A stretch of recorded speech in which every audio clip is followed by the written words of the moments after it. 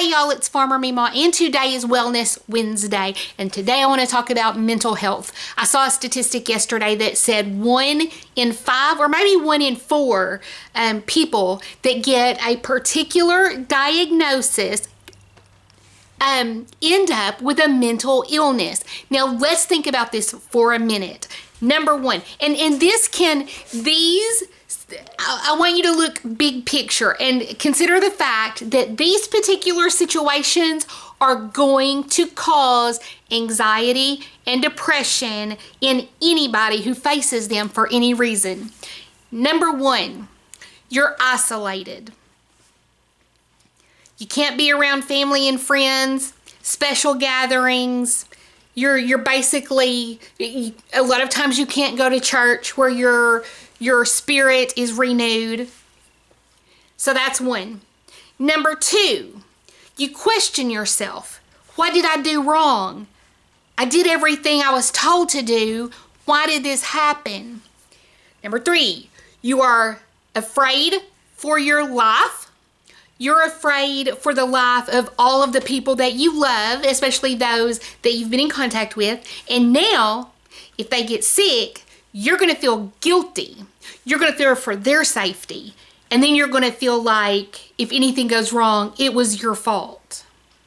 And then let's talk about bigger picture. Maybe when you didn't have a particular diagnosis, you went shopping or you went to a party or something, and maybe in your community without knowing it, what if you spread it? What if someone in your community somewhere died?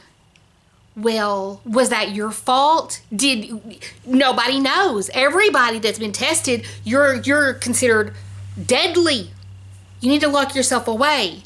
And so if you had contact with someone who had contact with someone who had contact with someone who died, is it your fault?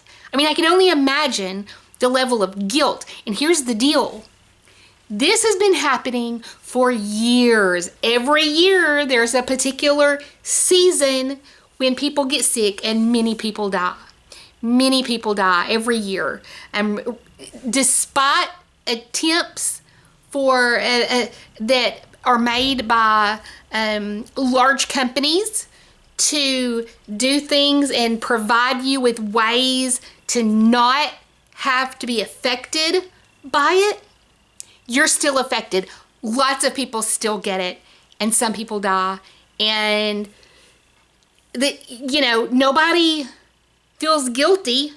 Nobody is accused of being a killer, except now nothing really has changed other than the messaging from those big places with loud voices, like, I don't have it close to me, but our phones and TVs and things where ideas are echoed. And so, of course, there's going to be anxiety and depression. You're made to feel guilty or even evil if you don't follow strict mandates that are shown not necessarily to be that effective, because a lot of people do everything right and still stuff happens.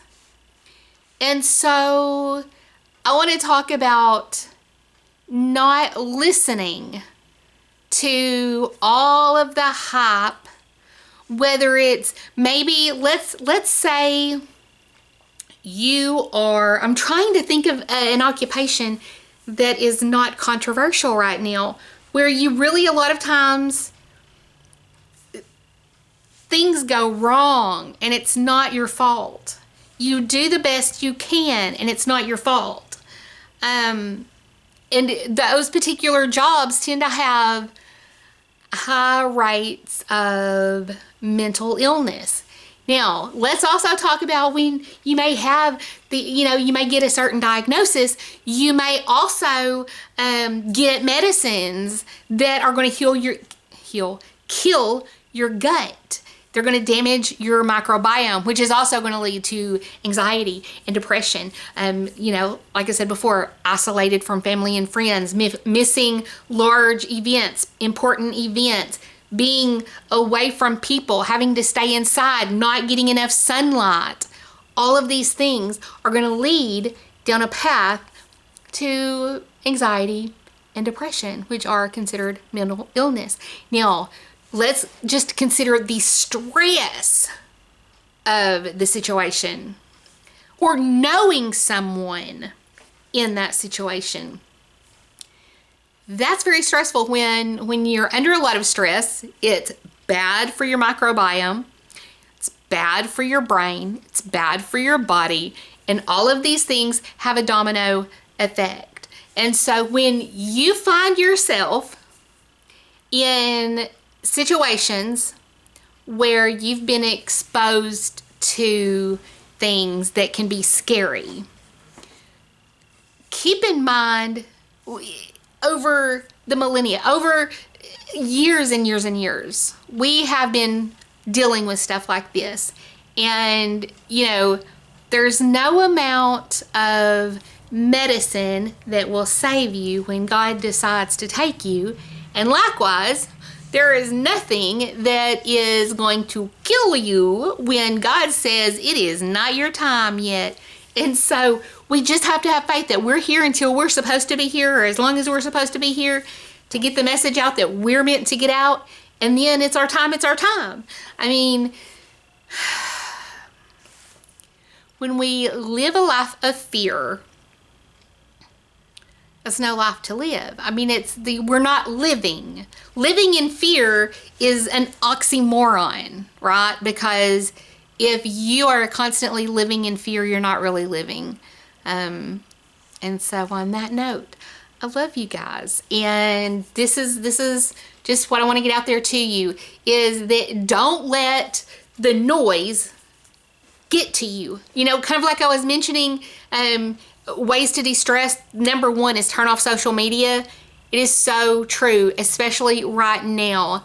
Don't listen to the messaging that is out there that is, if it's causing you to feel fearful, it is causing you to take your eyes off of Jesus. And we don't need to do that right now. So I love you guys, and I will talk to you soon. Bye, y'all.